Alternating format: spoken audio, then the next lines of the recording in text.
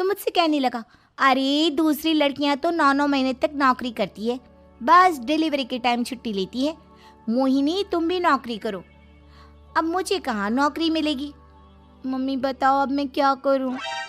हे भगवान, क्या सोचकर घर जमाई दामाद लाई थी मैं कि मेरी बेटियां मेरे पास रहेंगी और खुश रहेंगी, लेकिन इन आलसी दामादों ने तो हमारी जिंदगी को भी प्रॉब्लम में डाल दिया है। मैं तो कहती हूँ मम्मी, हम लोग वापस अपनी जॉब पर जाना शुरू कर देते हैं, बता देते हैं इन लोगों को कि हमने प्रेगनेंसी का बहाना किया है। नहीं नहीं बेटा, ऐसी गलती भी मत करना। अगर तुमने ऐसा किया तो इन तीनों की आदत और ख़राब हो जाएगी। अरे आज नहीं तो कल कभी तो तुम प्रेग्नेंट होगी, तब वापस यही प्रॉब्लम आएगी, तब क्या करोगी तुम तीनों? हाँ मम्मी, आपकी बात तो बिल्कुल सही है, इन लोगों को तो सुधारना ही पड़ेगा। लेकिन कैसे? अपने बच्चों के आने की खबर सुनकर भी इन लोगों पर कोई असर नहीं हो रहा। पैसे कमाने के लिए घर से बाहर निकलना ही नहीं चाहते ये तीनों। अब मेरे दिमाग में एक प्लान आया है, तुम तीनों चिंता मत करो, उन तीनों को बुलाओ, फिर मैं बात करती हूँ। थोड़ी देर बाद कावेरी जी अपने तीनों दामादों को सामने बुलाकर अपनी बात कहना शुरू करती हैं। अविनाश, सुमित और विवेक, देखो बेटा, मैं ना तुम तीनों से बड़ा प्यार करती हूँ, इसीलिए तो तुम्हें घर जमाई बना कर रखा है मैंने। अरे मम्मी जी, सीधे सीधे कहिए ना, क्या बात है? प्यार तो हम भी आपको बहुत करते हैं। अरे मम्मी जी, आपकी इज्जत भी बहुत करते हैं। अरे भाई, आपके जैसी सास और कमाने वाली बीवी सबको मिलती है क्या? हाँ मम्मी, विवेक और सुमित ठीक कह रहे हैं, आपकी बेटी से शादी करके मेरी तो ज़िंदगी ही अच्छी हो गई है। जानती हूँ मैं, और ये भी जानती हूँ कि तुम तीनों अपने अपनी बीवियों से बहुत प्यार करते हो। बेटा, बात ऐसी है कि हमारे कुल गुरु ने कहा है कि प्रेग्नेंट होने के बाद मेरी तीनों बेटियां शुरू के 4 महीने हमारे गांव में जाकर रहेगी, जहां मेरे चाचा जी रहते हैं। अरे लेकिन क्यों मम्मी, गांव में जाकर रहने की क्या ज़रूरत है इन तीनों को? वो क्या है ना बेटा, हमारे परिवार को एक श्राप है।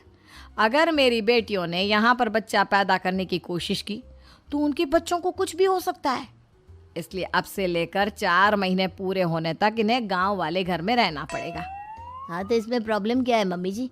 हम भी वहाँ जाकर रहेंगे, पिकनिक मनाएंगे। अरे भाई, बीवी जहाँ हम भी वहाँ।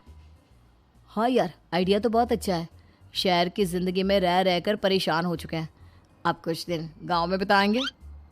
तुम लोग समझने की कोशिश क्यों नहीं करते?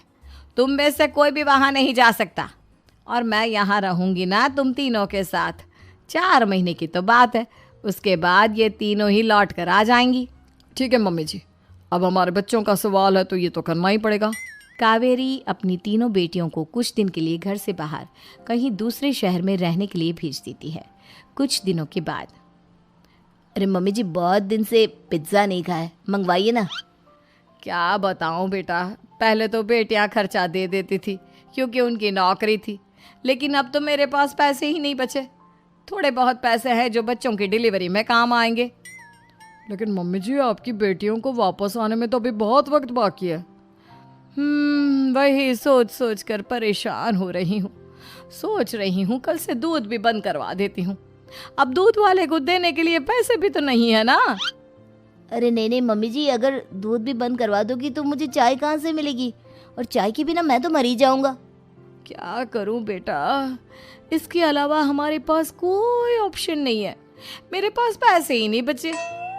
इस तरह कावेरी जी धीरे धीरे अपने तीनों दामादों को पैसे देना बंद कर देती हैं और घर में खाने पीने की चीज़ें लाना भी बंद कर देती है। अब वो तीनों बुरी तरह से परेशान होने लगे थे और इसलिए एक दिन तीनों प्लान करके घर से बाहर निकलते हैं और बाजार में जाने के बाद, यार अच्छा खाना खाए हुए कितने दिन हो गए, पता नहीं कब अच्छा खाना मिलेगा। हमारी बीवियों के जाने के बाद तो हमारी हालत भिखारियों जैसी हो गई है यार। कुछ भी हो, मुझे तो आज पिज्ज़ा खाना ही खाना है। जेब में 1 रुपया नहीं और पिज्ज़ा खाएगा, कहाँ से आएंगे पैसे? अरे देख, वहाँ सामने बोर्ड पर क्या लिखा हुआ है, कंप्यूटर पर काम करने के लिए एक आदमी की आवश्यकता है। भाई मैं तो जा रहा हूँ, काम करूँगा और शाम तक पैसे लाकर आराम से पिज्ज़ा खाऊंगा। जा जा, तुझे कोई काम नहीं देने वाला, हम तो घर जा रहे हैं। चल भाई सुमित। सुमित और अविनाश वहाँ से चले जाते हैं और विवेक उस कंप्यूटर शॉप पर सारा दिन काम करके 5,000 रुपये कमा कर घर लौट कर आता है और अपने खाने के लिए अच्छी अच्छी चीज़ें भी लेकर आता है। ये देखकर विवेक और सुमित के दिल में भी कुछ पैसे कमाने की इच्छा जागती है। अरे सुबह सुबह कहाँ चल दी है तुम? मम्मी जी, एक बहुत अच्छी जगह मिली है। कंप्यूटर पर काम करने के 5,000 मिले थे कल मुझे। अगर रोज काम करूंगा तो पूरे 40,000 की तनख्वाह। अरे वाह, ये तो बहुत अच्छी बात है दामाद जी, आपको जाना ही चाहिए। सुमित और अविनाश विवेक को इस तरह तरक्की करते देखकर परेशान हो जाते हैं और वो दोनों भी काम की तलाश में निकल पड़ते हैं। धीरे धीरे उन दोनों को भी काम मिल जाता है। अब कावेरी के तीनों दामाद छोटी मोटी नौकरी करके अच्छा पैसा कमाने लगे थे। एक दिन कावेरी उन्हें अपने पास बुलाती है। अरे वाह, विवेक 40,000 कमा लेता है, अविनाश 60,000 और सुमित तुम भी 40,000 के आसपास कमा ही लेते हो। कुल मिलाकर तुम अच्छे खासे पैसे कमा रहे हो बेटा। हाँ मम्मी जी, बहुत मजा आता है जब महीने के एंड में मोटी रकम हाथ में आती है।